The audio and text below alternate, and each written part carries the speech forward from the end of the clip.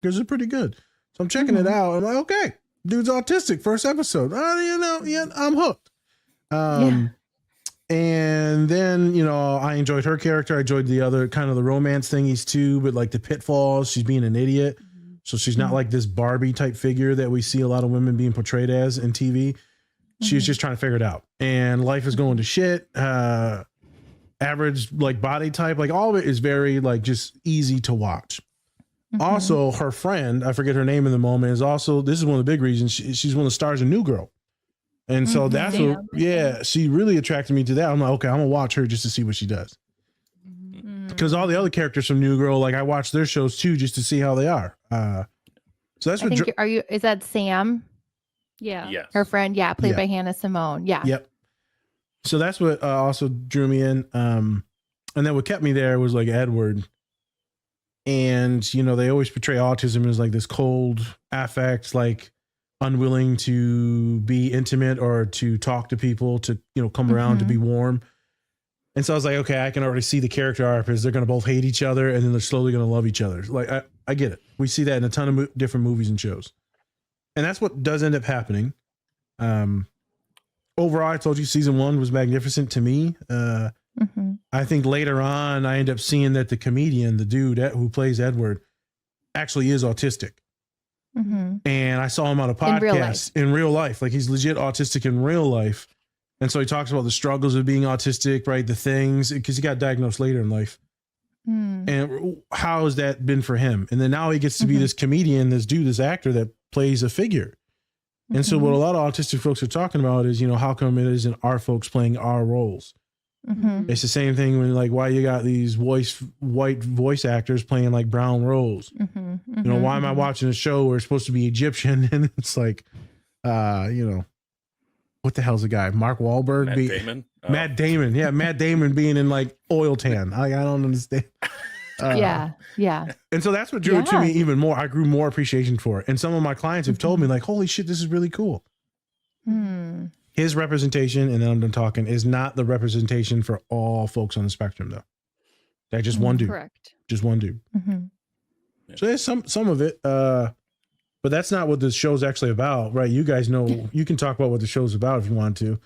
It's about dead people. I think I like that you just said that because he also says that in the show. He's like, I have autism spectrum disorder, and like that means some things for me, not for others, something else for others, but this is like my experience with it. And I think like that, getting that information, episode 1, like, a little bit of information on, it's not Asperger's, just does not exist anymore. It's autism spectrum disorder. It's not what you're learning about on TikTok. And, it's a different experience for everyone. I was like, you are hitting all of these very important details in like a 20-minute sitcom. And like really early on in the first episode was really cool.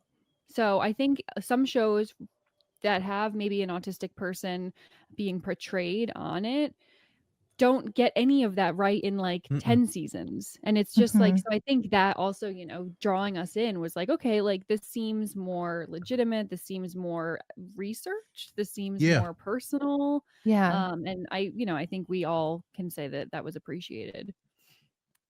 I agree. Yeah. And I also liked how in the show, I would agree, Portia. I think like when we do see autism on the screen, and they're talking about, oftentimes, at least from what I've seen, it can be more of the like cold, socially awkward version. Whereas I liked in this show, he was a little socially awkward, but not like in the way I guess I've seen it portrayed at other times. And I also loved how it showed him sort of talking to his girlfriend and how he was really interested and sort of being curious and open to how what he says might land and wanting to do a little better. Like when she would say like, obituaries aren't weird. Some people find that it brings them closure and, they can remember their loved one. And he came back and said to Nell, like, oh, okay, I get it now. Like I kind of liked seeing that. So he develops this cognitive like empathy at that moment in time. For a lot of folks on the spectrum, it's black or white in one direction. And then someone teaches you something, you're like, oh, so now I'm in your shoes. Now I get it. Now I get why you would think or say that or feel that. And so for a lot of my clients, me specifically, that's what it takes. It's almost to give us this other reference point, this other data point, and now like, oh, okay, so it can be way over here. There was the one scene, Spencer. We'll show this in like our pod, but it's hilarious. He's like, so he sits down at the wine bar with all the girls, and he's like, I learned all this stuff about wine because I read this one episode of Cosmo, and it said that women's number one thing that they love is wine. So I learned all about it. He learned literally everything about wine, everything. He's like a sommelier. Yes. Like decades for sommelier. people to be. He's like, and then I started dating her. She doesn't even like wine. And he's like, what the fuck? Like, why did I do that? This was a bad choice. I could have did so many other things. It's like when I show people my toy collection. I'm like, why did I show them this? Or I also loved like right at the beginning. So just to like talk a little bit about the premise of the show. So it focuses on the main character, Nell, played by Gina Rodriguez, who is like coming back from living abroad where I think she went to England or something to be with her fiance, was going to marry him, blah, blah, blah. Needless to say, the relationship didn't work out. So she's coming back home and going back to the job she had before as a writer or reporter for a paper. And yet like all the people she worked with before have moved on. They've like, elevated their role. And now she's placed on the obituaries. And she's like, what? And then at the same time, she's living with Edward, her roommate, who is played by Rick Glassman, who is an actor who identifies as being on the autism spectrum. And then his character's also on the autism spectrum. So that's who we're going to really focus on today. And then also she sees dead people. Okay. So like basically whoever's obituary she's writing, they're like following her around and coming to her to teach her things, I think. And so that's also like an interesting twist, but that's kind of the premise of the show. And I also just think like right away, like in his apartment, we see that, he has a lot of rigid rules, a lot of rigid ways he likes things to be done. He's got like the sensor on the thermostat, the little Post-its in the fridge. But what I really liked was all of his piles. He's like an environmental lawyer. And I think like you probably do have a lot of piles like that when you're a lawyer.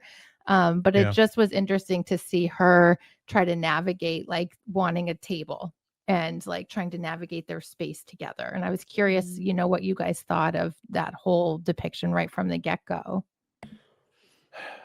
Spence, I want you to talk. What is it? So let's say you were to move in or someone was to move in with you and they started moving all your shit around. It's not good. And just, I guess, actually, before you jump in, Spence, to give our listeners a little more background, you both identify as being on the autism spectrum, correct? I never heard of it. Never heard of it. Yeah. The bubble follow me. Yeah. Yes.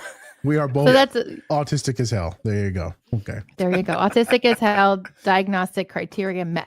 Yep. Yes. Mm-hmm. I saw a counselor. They was, in a corner somewhere and they said autistic as hell. And I just trust the fact that he said I was. So I was like, okay. I believe you. I all right. I mean, you've seen it a lot, I guess. I mean, why not? I've seen it all. Hey, if a doctor tells me I got a broken arm, I'm going to say probably, So again, as your perspective as individuals with autism, now watching Edward portraying autism, Spencer, what would it be like if someone moved in and moved all your shit around? There are specific places. There's specific things for specific places, right? And so, hey, I have to, for my memories, I want to leave that stuff there because that's where I saw it last. And so that's where I know where it is. I think the bad part if somebody moves something is if they don't tell me. That's the one thing, right? Like if you don't tell me where you moved it, and I'm looking for it. I was like, I swear it was here. It's like, oh, I moved it. Where? Why? Where did you move this? Where is this? I have this thing with like my mom all the time where she's like, okay, hey, why don't you go find like I need a bandage. Oh, hey, yeah, the bandages. Let me go look for them. And I'm like, why can't we have like a specific place for the bandages, and it sometimes it gets to you a little bit, but I think it's a great just a great way to show the different levels of autism. And I've had plenty of people where yes, they are like a little bit more OCD and they want to know exactly where things are. I've had a lot of friends who actually just scatterbrained and just put anything anywhere. So like you said, it's a spectrum, so everybody's kind of different. Yep, it can be on either or. I think the thing is to get more like the mental health thing in it is you move something of maybe one of ours. And so it's extremely deregulating when we can't see it or we don't know where it's at. We had it in one specific place. Well, now we needed it. And now delays our time. And now our anxiety goes up and now we can't find it. Now we're going to be late for something, right? There's a lot of different variables that people really don't understand when something is jarring to us. And so it deregulates our nervous system. And then now we have to recover, but we also still have to find that object and move on. And so having a systematic thing allows the world to be less chaotic. And when there's less chaos, then we can function in our routine and our habits, our rituals. And there's a lot of folks that are ADHD that do this. They like have things. It's everywhere. Shit's everywhere, but it's everywhere and they know where everything's at. Or at least that's what they like to tell people. You know, everything's terrible. So they say. Allegedly. You know, I know where it is, you know. Well, that's one of the biggest things is it can be just deregulating when people come into your space and start moving stuff around. So like my father, also he is disabled with a neuromuscular issue. But everything's in a specific place that we can get it easy access. But also he's autistic as hell too. And so if it's not in that place, he's like, why are the scissors not here? Again, it's disturbing, deregulating. So I think that's what is cool with him, Edward. So he's got all these piles, right? And all these different things. Well, he needs to be a little bit more obsessive because of his job. You got to remember he's also very passionate too, though, about the environment. Right. Very passionate. And you'll see that in the later episode when like this girl he's dating is like, what can one person do? Like the environment doesn't mean anything. He's like, oh my God, I hate her. And it's like that. Quick. Yeah. He literally says she's killing all the turtles. Hey, thanks for watching this video. Check out the full episode on our channel and anywhere you find podcasts. Also, remember to like and subscribe. Whoop whoop.